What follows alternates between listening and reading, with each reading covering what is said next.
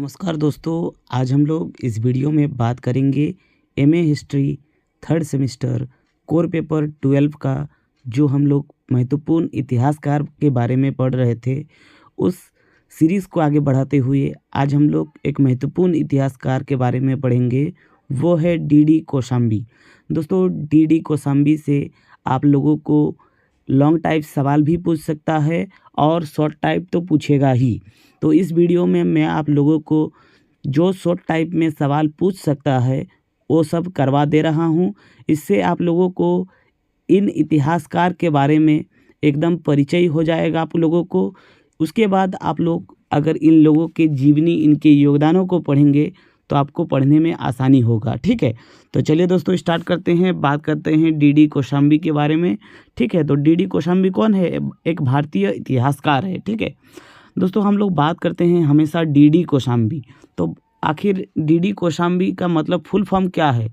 तो दामोदर धर्मानंद कौशाम्बी। ठीक है, याद रखिएगा, दामोदर धर्मानंद कौशाम्बी उनका पूरा नाम था। ठीक है, अगर जन्म की बात करें कि उनका जन्म कहाँ हुआ था, तो जन्म हुआ था दोस्तों गोवा में। और कब हुआ था? ये 31 जुलाई 1907 को हुआ था। दोस्तों, पिछले साल आप लोगों का एग्ज़ाम में पूछा गया था कि किन इतिहासकार का जन्म गोवा में हुआ था, तो डी कौशाम्बी का जन्म हुआ था गोवा में।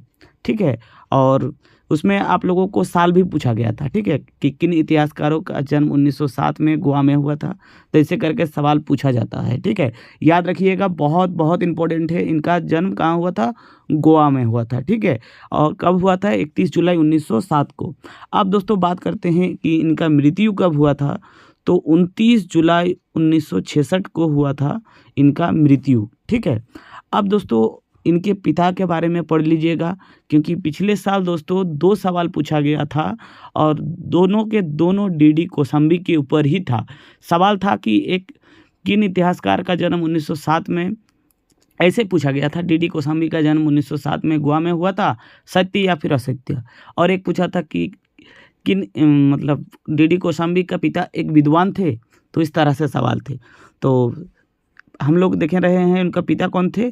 धर्मानंद कौशाम्बी हैं। ठीक है, धर्मानंद कौशाम्बी थे और एक प्रसिद्ध विद्वान थे दोस्तों। ठीक है, एक प्रसिद्ध बौद्ध विद्वान थे, यानी मान सकते हैं कि वो भी एक इतिहासकार थे, एक विद्वान थे, प्रसिद्ध विद्वान थे। ठीक है, तो ये आपको याद रखना है कि डी कौशाम्बी के पिता एक प्रसिद्ध विद्वान थे। ठीक है, अब दोस्तों अगर पहचान की बात करें कि डी कौशाम्बी कौन थे, तो ये एक प्रसिद्ध इतिहासकार, गणितज्ञ, भाषावाद और पुरातत्ववाद थे। ठीक है, यानी उन्होंने क्या किया, जो पुरातात्विक स्रोत होते हैं उनके हिसाब से उन्होंने भारतीय इतिहास को समझाने का प्रयास किया। ठीक है, उसके साथ साथ वो इतिहासकार थे, गणितज्ञ थे और भाषावाद भी थे।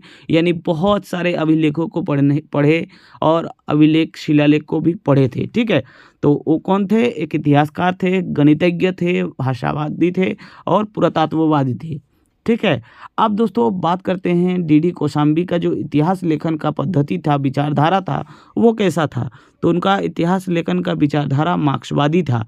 ठीक है, मोस्ट इम्पोर्टेंट सवाल पूछेगा कि डी कौशाम्बी का विचारधारा मार्क्सवादी विचारधारा था, इतिहास लेखन मार्क्सवादी विचारधारा था, तो ये सत्य होगा। ठीक है, या फिर आपसे ऐसे सवाल पूछेगा कि डी कौशाम्बी का जो इतिहास लेखन विचारधारा था वो राष्ट्रवादी था, तो वह सत्य हो जाएगा। ठीक है, ऐसे सवाल पूछता है। ठीक है, तो उनका विचारधारा कैसा था? मार्क्सवादी था।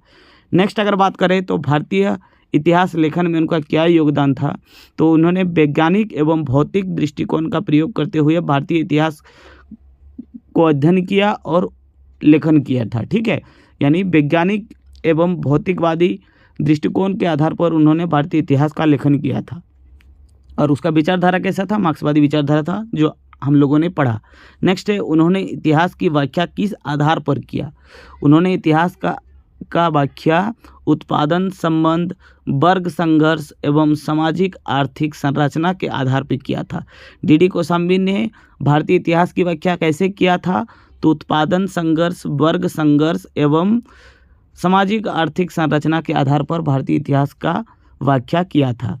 नेक्स्ट अगर दोस्तों बात करें कि उनकी प्रमुख पुस्तक कौन सा है, तो an introduction to the study of Indian history, ठीक है, यानी हिंदी में अगर बात करें तो भारतीय इतिहास के अध्ययन का परिचय। भारतीय इतिहास के अध्ययन का परिचय उनके एक प्रसिद्ध पुस्तक थे, तो याद रखिएगा भारतीय इतिहास के अध्ययन के परिचय। नेक्स्ट अगर उनके अन्य पुस्तक के बारे में बात करें तो अन्य पुस्तक कौन कौन सा था, the culture and civilisation of ancient India in historical outline. क्या है, the culture and civilisation of ancient India in historical outline, ठीक है। और नेक्स्ट था मिथ एंड रियलिटी, यानी झूठ और सत्य, ठीक है। नेक्स्ट अगर बात करें दोस्तों उनसे संबंधित, उन्होंने इतिहास के अध्ययन में किन स्रोतों का प्रयोग किया था, तो सबसे ज़्यादा प्रयोग किया था पुरातत्व, सिक्के, अभिलेख, साहित्य और लोक पारंपरिक जो क्षेत्र के जो ये सामग्री होते हैं उनके बेसिस पर उन्होंने इतिहास का अध्ययन किया था। यानी अगर स्पेशली अगर बात करें तो वो पुरातात्विक चीज़ों पर ही ज़्यादा अपना फोकस करके अध्ययन किया था और भारतीय इतिहास का लेखन किया था, ठीक है। नेक्स्ट अगर बात करें डी कौशाम्बी का विषय पद्धति क्या था, तो अंतर विषय यानी इंटरडिसिप्लिनरी दृष्टिकोण था, ठीक है। नेक्स्ट बात करें उन्होंने भारतीय समानतावाद की अवधारणा को महत्व दिया। यानी आपसे ऐसे सवाल पूछ सकता है दोस्तों, यहाँ से एक चीज़ इंपॉर्टेंट है कि किन इतिहासकार ने भारतीय समानतावाद अवधारणा को सबसे ज़्यादा महत्व दिया था, तो याद रखिएगा डी कौशाम्बी ने, ठीक है। उनके अनुसार इतिहास का मुख्य आधार क्या है, तो समाज और अर्थव्यवस्था का विकास। तो डी कौशाम्बी के अनुसार इतिहास का आधार क्या है, समाज और अर्थव्यवस्था का विकास। नेक्स्ट दोस्तों याद रखिएगा, वे केवल राजाओं के इतिहास के पक्षपाती नहीं थे। यानी उनका मानना था कि इतिहास सिर्फ राजाओं का ही नहीं है बल्कि सामान्य जनता का इतिहास पे बल देता था। वो सिर्फ और सिर्फ राजाओं के इतिहास को नहीं पढ़ा और ना ही उनके बारे में लिखा। उन्होंने जो सामान्य जनता था उनके बारे में लिखा और उनके इतिहास के बारे में लिखा। नेक्स्ट दोस्तों बात करें उन्होंने क्या किया, उन्होंने जाति व्यवस्था की उत्पत्ति और विकास का सामाजिक आर्थिक विश्लेषण किया था, ठीक है। जाति व्यवस्था की उत्पत्ति कैसे होता है और उनका विकास कैसे होता है और सामाजिक आर्थिक विश्लेषण किया था, ठीक है। नेक्स्ट अगर बात करें तो भारतीय इतिहास लेखन में उन्होंने वैज्ञानिक पद्धति और प्रमाणों पर विशेष जोर दिया था, ठीक। नेक्स्ट अगर बात करें दोस्तों तो वो 18वां पॉइंट है, वे प्राचीन भारतीय इतिहास के प्रमुख आधुनिक इतिहासकारों में गिने जाते हैं, ठीक है। यानी प्राचीन भारत के इतिहास को उन्होंने लिखा, पढ़ा और समझा, लेकिन फिर भी दोस्तों उनको आधुनिक इतिहासकारों में गिना जाता है, ठीक है। नेक्स्ट अगर बात करें तो वह है उनके इतिहास लेखन में वर्ग संघर्ष यानी क्लास स्ट्रगल का महत्वपूर्ण स्थान है। तो याद रखिएगा दोस्तों, जो मैंने महत्वपूर्ण फैक्ट आपको 19 पॉइंट के माध्यम से बताया, ये डी कौशाम्बी के से संबंधित बहुत महत्वपूर्ण जानकारी है। आई होप आपको समझ में आया होगा। अगर आपने पूरा वीडियो को ध्यान से देखा है तो आप लोग कमेंट बॉक्स में बताइए कि डी कौशाम्बी का जन्म कब और कहाँ पर हुआ था, ठीक है। ये होमवर्क का क्वेश्चन है कि डी कौशाम्बी का जन्म कब और कहाँ पे हुआ था।